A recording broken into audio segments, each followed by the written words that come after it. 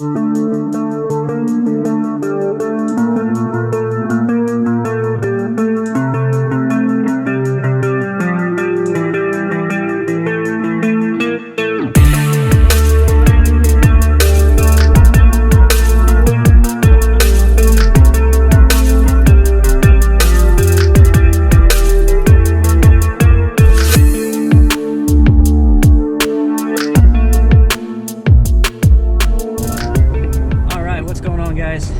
are in the truck heading north currently. We are going to do some lobster diving tonight, and the reason we're heading north, as you can see we're on the freeway here, is the oil spill still has our local zone closed down. They did gather, from what I understand, they gathered some different species and they are running tests on them to make sure that they're safe to consume, and then hopefully they'll open it back up soon. Hopefully soon.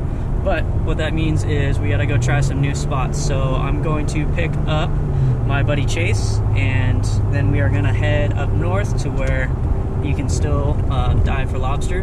The conditions look fantastic. We had a little offshore breeze the last couple of days, 1 to 2 foot swell, so the water cleaned up real quick. So hopefully we can find some legals in a new zone and try to stock up before the holidays here. But yeah, so we're looking forward to doing that. And then I'll do my best to get some underwater footage. Obviously at night, it's kind of a pain in the butt, but I will have a flashlight with me. So I will bring the GoPro underwater this time, and yeah, we'll see what we can find. Hopefully some delicious lobster and maybe some other cool stuff. All right, guys, so we have made it down to the rocks here. We are about to get in the water. The tide is super low, which could be a good thing. Could be pulling these lobster out of the eelgrass. We got Chase and Jimmy coming down the hill. Again, this is a new spot for us, so we're taking our time getting down. I've only stepped on 2 sharp rocks, so I think that's a win. But yeah, we're about to get in the water here. Hopefully, again, there's some lobster here. Looks like there's a lot of eelgrass that we have to get through to get out, but once we get through that, we'll look for some, caves, some little channels in between the eelgrass, and hopefully find some legals that we can bring home. So yeah, we're about to get in the water, and wish us luck. We got Fish Jesus over here. Yeah. Oh my gosh, look at that. I'm a fisher of men. So we made it down. We're ready to jump in the water. Fisher of men. Yeah, we got Pinhead over here somewhere. You look like the boogeyman. Dude, the water's so clear. Look at that. That's insane. You see any right there? Oh, dude. We might not even have to get in the water to grab these little bastards. This is... right here? Yeah. I mean, as long as you don't impale yourself on a sculpin, I think you're okay. That sounds very good. Again, this is... Look how far the kelp goes out, dude. Just like grass. Yeah, it's low, super low tide. Woo. Water looks clear, but we do have a mountainous amount of eelgrass to get through here. So there's that. Look at that. Oh my god. Wish us luck.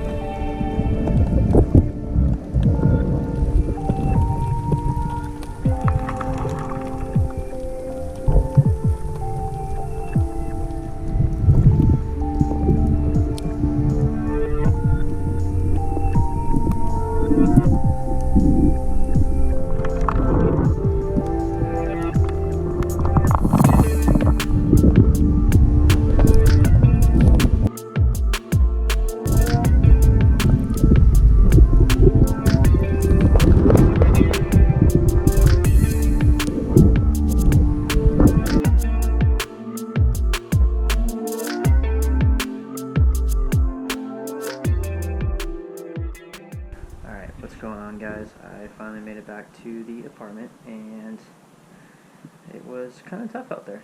The low tide made it a little hard to find the lobster in all of the eelgrass. It's a little more surdy than I thought it would be, but yeah, the reason I'm talking quiet is because it's like 1 in the morning. So yeah, we got back a little late, but did end up with 4 legals. I think Chase ended up with 3 and Jimmy got 2. So it wasn't a terrible night, not our best, but we did still bring home some lobster. So good time. I mean, can't really ask for much more than that when you're trying a new spot. So yeah, kind of stoked on that.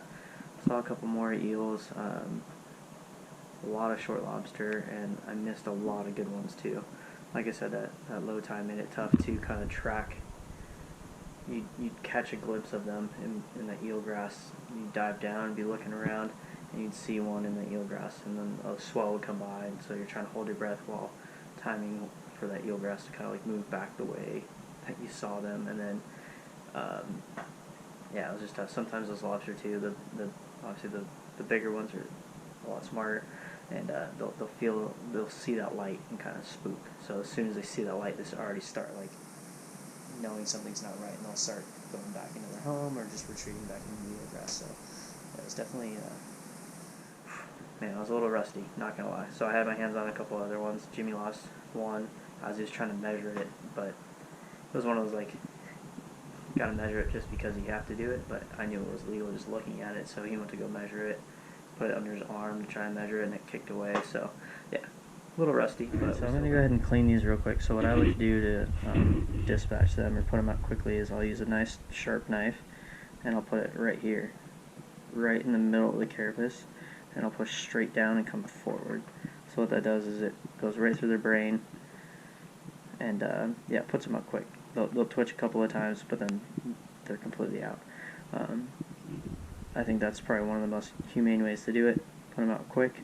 Obviously, I'm not going to show that right now, but yeah, so what I'll do, there's a little trick that you can use their antenna right here for to clean out their insides. That way you don't have whatever they were digesting going through in the meat when you either freeze the meat or put it in the fridge. You can use their antenna to pull it out. So yeah, dispatch them first, right through here with a sharp knife, put them out, and then you can clean them up, get them dialed in and ready to eat. Not the best dive ever. It was actually kind of tough. Obviously being in a new zone, that low tide with that eelgrass, I saw so many, but it's tough. As soon as a little surge or a little swell comes through, that eelgrass would move, and then you would also move, and then you either lose a lobster or they'd see the light, or you bump them, or they just knew something was up and they just take off. So ended up with 4 good ones. So what we're gonna do tonight is, I'm excited. yeah, dude, first lobster of the season that I think that we've both eaten, right? Yeah, I never get to eat spiny lobster, and I understand Adam's pretty good at diving for those things, and he's a great cook, so I'm excited. This thing is beautiful. It's a nice big tail. Yeah, it's a big old female that we're gonna eat tonight. And yeah, since I only got, I did promise some people I'd bring them to Thanksgiving, so we're not gonna eat too many of them. So what I like to make when I'm trying to kind of conserve the lobster tail is just some lobster pasta. So yeah, what we got here is obviously the lobster tail. We got some broccolini. We got spaghetti that's already over here cooking. So we're getting that cooked up there. We got some butter kind of melting down, and then I'm going to cook the broccolini right here. We have some butter and some water. We're going to steam it in that. Yeah, we're going to make some delicious lobster pasta. With this one tail, it should be enough, more than enough to go around. Yeah, we'll see how it turns out. Alright, so I just got some shears right here. I'm just going to go ahead and chop this thing down the middle. This one's kind of soft, actually. I grabbed a couple while I was out there that were that had just molted. It's kind of sad. You go to grab them real quick, and you just smash them into the rock, and they're like soft. Because yeah, feel that one. I just give it a little squish. Yeah, it's not as hard as you'd expect. Yeah. So this one had recently molted. I mean, yeah, they're normally not that soft, right, but makes it easy for me to cut it with the shears. So. Just gonna do that and then peel it back.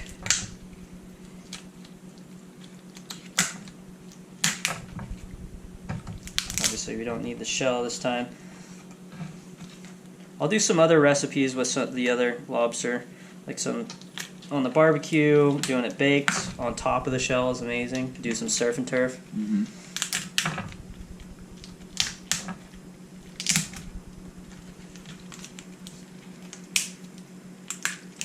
Looks clean meat, dude.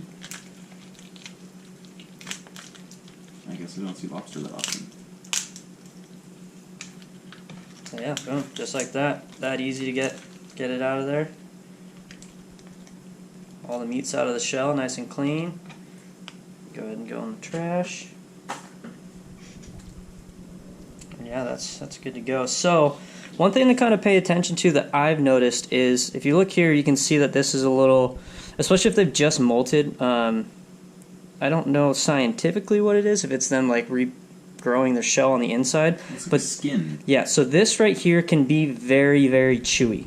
So what I like to do, since we're not cooking this one whole, I don't need to worry about it right now. I'm going to actually like cut it up into little chunks to put in the pasta. I'm going to kind of almost fillet that out. Just that off color stuff right there. That stuff is very firm and very chewy.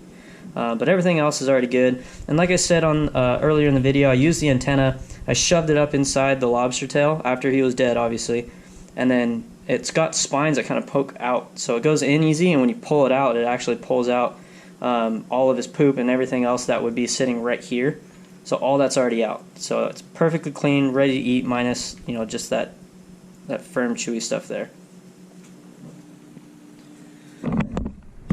Alright, so as you can see in here, I just threw some water and some butter in this one. I'm going to throw the broccolini in there with some garlic salt.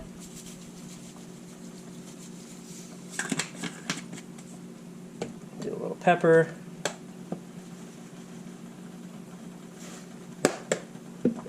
And then Italian seasoning. I'm not sure exactly what's in here, but it's delicious. Oregano, thyme, rosemary, sage.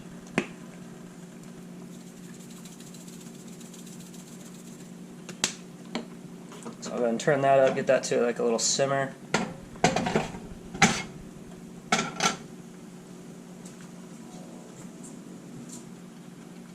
Throw that in there. Oh yeah, that's going to be delicious. Lid here.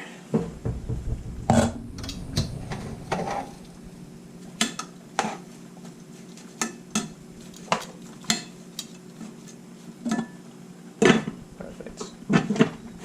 Let that cook. The pasta is honestly almost done already. Normally it's really important to me when you're cooking pasta to make sure it comes off at the same time as all the other ingredients. I hate overcooked pasta and also pasta that's been sitting. But what we're going to do is, once that's done, I'm going to pull it off, put it in the strainer there, put the pot on top of it, and then we're going to cook the lobster. The lobster takes literally 2 minutes to cook. Like, that's it. You do not want to overcook lobster. It will get very, I don't know if it's just a spiny lobster, but it does get very firm very easily. So I'm going to throw it in there in the butter with the garlic, cook it for 2 minutes, maybe 3 minutes, and then I'm going to put the pasta in there as well and heat it all up together real quick. And then, yeah, we should be ready to serve just after that. I'm going to go ahead and throw the garlic in here.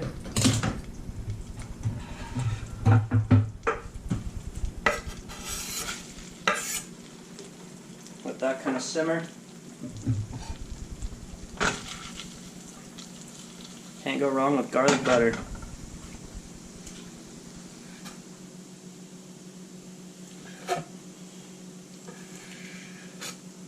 Yeah, it's just kind of like that. See that? That's like, dude, you can't even like break it when you pull on it. Right. Like, yeah, that's. In my experience, whenever it has that, sometimes you get the lobster and it looks fine. Sometimes they have it and it's like red. Sometimes, so I think it has something to do with where they're at in like their molting cycle. I've seen other people do that in different areas where lobster are considered tougher than ours. Oh, really? Yeah, to remove that. Okay. Yeah, this is. I'm not intentionally wasting any of it, but this stuff is just not ideal to eat. Yeah. It Probably ruins. worth sacrificing a little in order to make the whole thing much better, you know? Totally. Totally. Alright, yeah, so there we go. Now we got this. That's fine. So we can just kind of chunk it up.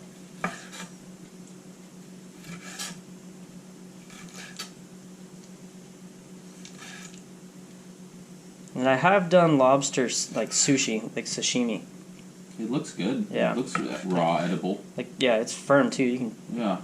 I believe. Kind of looks like a little scallop or something, but on a slightly bigger tail, you can actually cut it into like little sashimi. I've seen people like just blanch it, just put it in like boiling salt water like real quick. Oh, really? So there's a little piece of that tough stuff right there too. That's good. So yeah, just kind of little chunks like that for the pasta should be fine. Yeah. Looks good.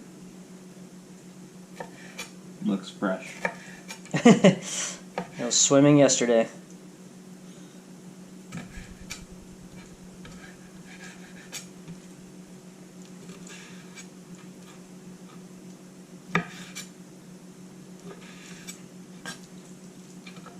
Perfect.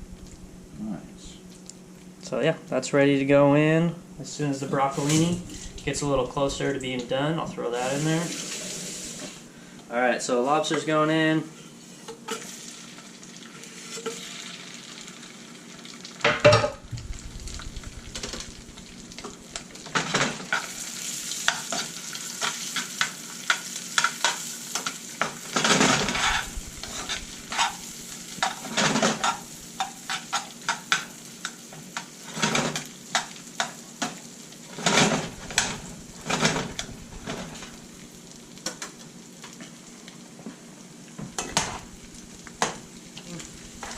Garlic salt.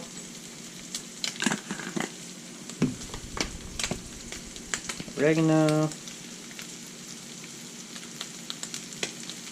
Oh, that smells so good. Parsley.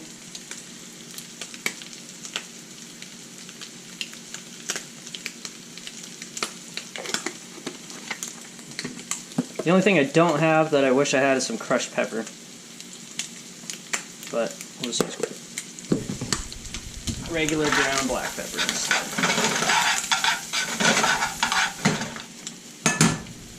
So we're just going to add the pasta back in.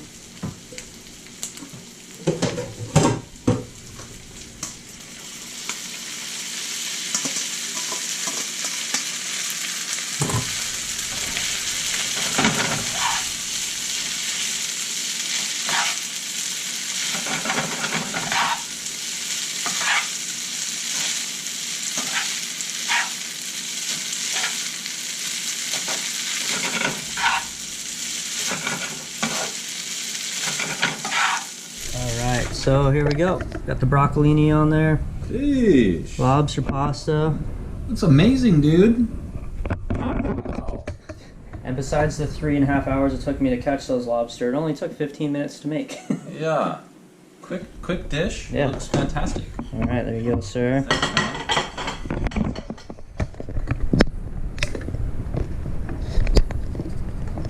Yeah, not a bad Wednesday night meal, you know, to say the least. My days of the week are all mixed up with the holiday. Lobster's good, dude. I like it a lot. Yeah? Mm-hmm. It's not something I can eat a lot of, to be honest with you. It's super rich. Super rich, and it's got like a unique, like, there you go. Like a unique, I don't know, aftertaste, flavor. The lighting's terrible. I like it. I think it's mostly the texture, which is completely unique to any fish or shellfish or really anything else. Mm-hmm.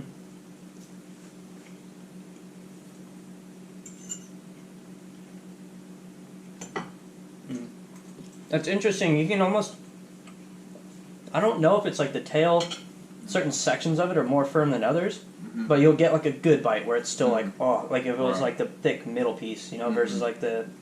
Agreed, yeah. It seems some areas are a little tougher than others. Yeah.